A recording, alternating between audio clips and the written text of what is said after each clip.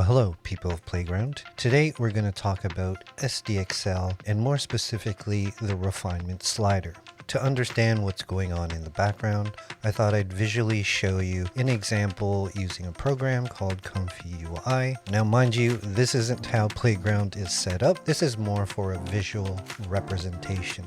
To start off, SDXL actually has two models. You have a base model and a refiner. When an image is created, it takes your prompt and information, translates it to numbers, and from there is noise created and denoised back to pixels to create your image. Below you see the image that was created using the base model with quality and details of 20. Then it goes through the refiner, same process except for the last 10 steps. It applies the refiner model, and then we have our final image. So in short, SDXL is a two-step process, base and refiner. If we look at them side by side, we have our base model here. Notice the details in the chest here, and the details on the shoulders and the head, even the teeth. As we look at the image that is more refined, the spider logo here is more defined. The details on the shoulders and the head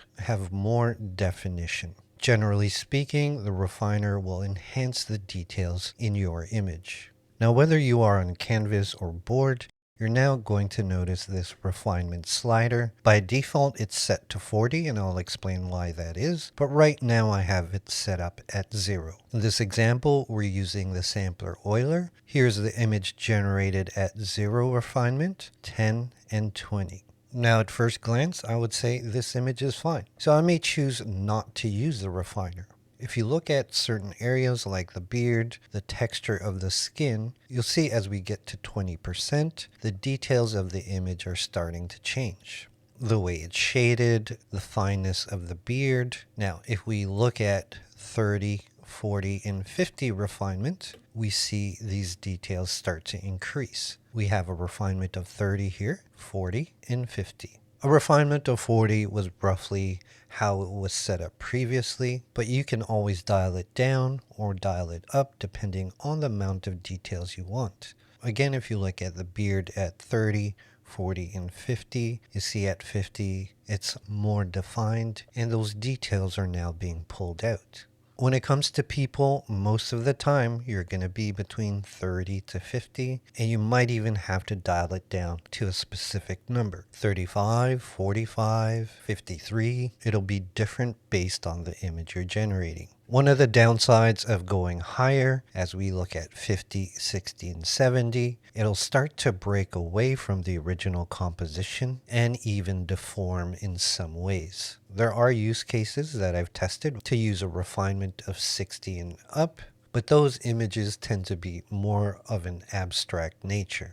Another thing to consider is your sampler. Each sampler may have a different outcome based on the refiner. So once again, we have the original base model here, refinement from 10 to 20. And this is using DPM++ to MSDE Keras. As we look at 30 to 50, although we start to see more enhancement in the details, as we get to 50, it's now developing a second face here, which is not what we want. So in this case, I may stay between 30 to 40. As we go higher on the refinement scale to 60 and 70, now the image is truly breaking away from the original composition. So in short, more of the refinement doesn't necessarily mean it'll be better. Another example using Euler on the left is 0 refinement. We have 10 and 20. You'll have to really pixel peep to see the differences between 10 to 20. They are there, but they're very slight. As we look at 30, 40, and 50, as mentioned before, most of the time you're going to be dialing in between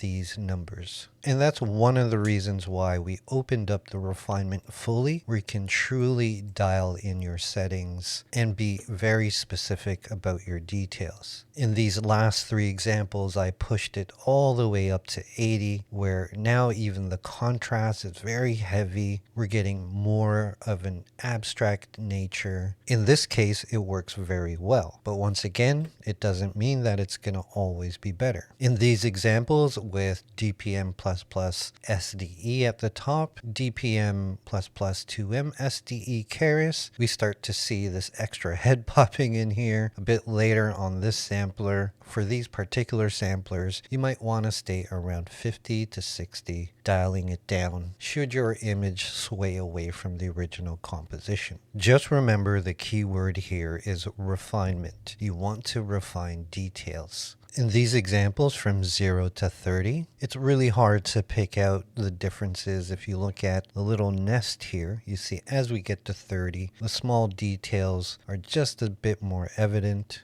In this image, you can really see it in the scales, the definition of them, they're getting smaller, and the little swirly patterns here start to develop. If you look at the original, there's really no patterns there, but it starts to develop here at 30. As we go higher, those details start to become more evident, more finer. And in these cases, I probably wouldn't go any higher because those details are becoming too fine. And you see it especially here in the eggs on these examples. So to summarize, you don't necessarily have to use the refiner. If you do, for slight detail changes, you want to use 10 to 30. For more enhanced details, anywhere from 30 to 60. And for more abstract results for like textures and backgrounds, you can go from 70 to 100. As always, my friends, let me know what you think in the comments below. And if you're new to Playground, make sure to check out these videos right here. Until the next one, this is Playground.